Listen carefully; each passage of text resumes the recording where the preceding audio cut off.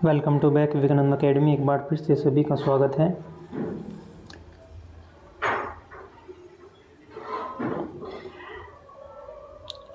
लोकसभा चुनाव 2024 के कुछ महत्वपूर्ण फैक्ट जो परीक्षा की दृष्टि से महत्वपूर्ण है। लोकसभा चुनाव इसकी घोषणा हुई 16 मार्च 2024 को इसकी घोषणा कर दी गई। ये सत्र है लोकसभा का 18वां सत्र है और जो उसका समय था 19 अप्रैल 2024 से 1 जून 2024 तक। भारतीय इतिहास में सबसे लंबे समय तक ये चलने वाला लोकसभा चुनाव है, 44 दिन तक चला। इसकी मतगणना हुई 4 जून 2024 को। मुख्य चुनाव आयुक्त हैं तो श्री राजीव कुमार, और कुल लोकसभा सीटें जो हैं वह हैं 543, और जो इस पर बहुमत था, जितनी सीट पर बहुमत था वो था 272 सीटों पर बहुमत था। वोटिंग हुआ, जो चुनाव हुआ 542 सीटों पर वोटिंग किया गया, चुनाव हुआ। एक सीट निर्विरोध सांसद हुए, एक सीट से, इनका नाम मुकेश दलाल, ये बीजेपी से हैं, भारतीय जनता पार्टी से हैं। ये सूरत लोकसभा इन गुजरात से जो हैं ये निर्विरोध सांसद चुने गए। नहीं, इनका मतलब है कोई भी पार्टी इनके विरोध में नहीं लड़ी। इस लोकसभा चुनाव में कितनी सीटें मिली, यानी कि भाजपा को 240 सीटें ही मिल पाई और कांग्रेस को 99 और समाजवादी पार्टी को 37 सीटें ही मिल पाई। तृणमूल कांग्रेस 29 सीट मिली और डीएमके इसे 22 सीट मिली और तेलुगु देशम पार्टी 16 सीटें जीत पाई और जनता दल 17 और शिवसेना 9 सीटें।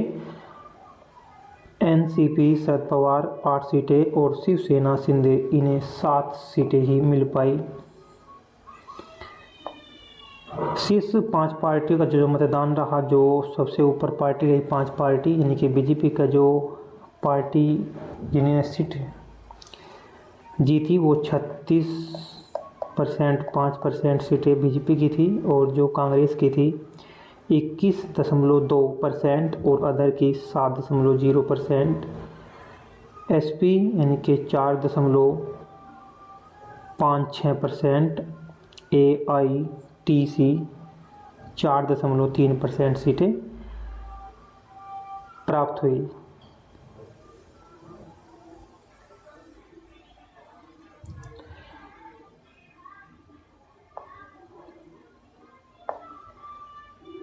कुल मतदान 2024 में 66.33% मतदान हुआ। 2019 में ये मतदान 67.40% हुआ। 2024 में जो कुल जनसंख्या है भारत की 1.4 अरब, इसमें से 968 मिलियन यानी कि 96.8 करोड़ यानी कि 70%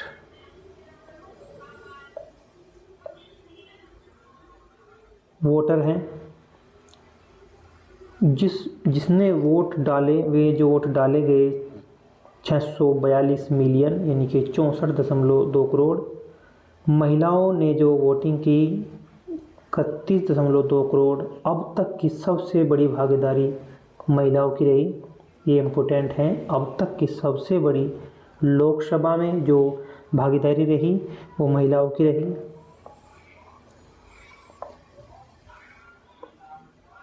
एक एनडीए है, गठबंधन हुआ एनडीए और इंडिया।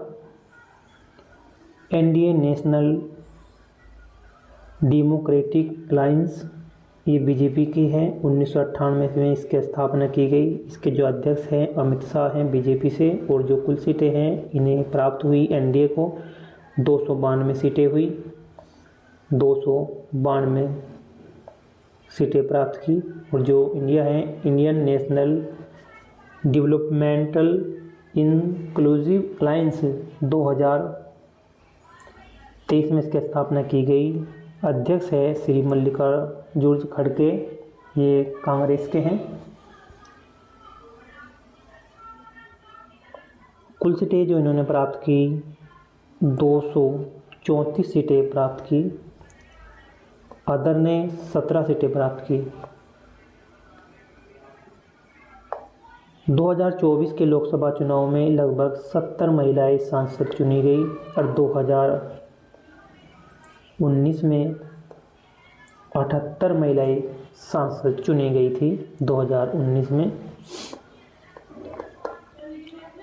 महिला आरक्षण बिल के जरिए जो संसद के निचले सदन और राज्य विधानमंडल में महिलाओं की जो भागीदारी है, जो आरक्षण है, वो 33% है।